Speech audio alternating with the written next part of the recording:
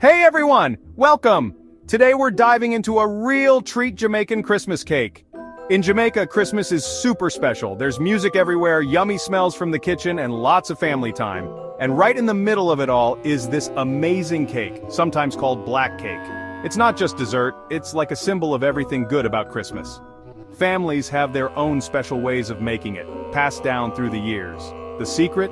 Soaking dried fruits in wine and rum for a long time, sometimes even months. This makes the cake super moist and gives it a really special flavor. Each bite is just bursting with Christmas spirit. It's like a big hug in cake form. So, the first step to an awesome Jamaican Christmas cake happens way before Christmas. We're talking about getting those fruits ready. This is what makes the cake so moist and flavorful. We're using all sorts of dried fruits. Raisins, currants, prunes, dates, and cherries.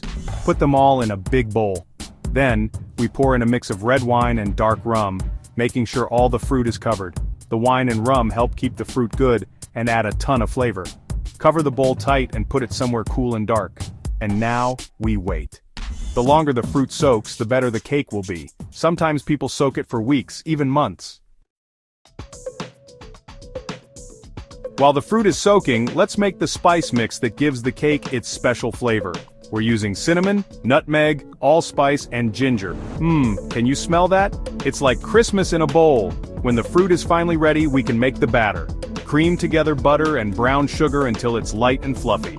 Then add eggs one at a time. Next, gently mix in the soaked fruit and all that yummy liquid. Finally, add the spices. This is what makes it a true Jamaican Christmas cake. Okay, now pour the batter into a pan. A springform pan works best. Bake it low and slow for a few hours.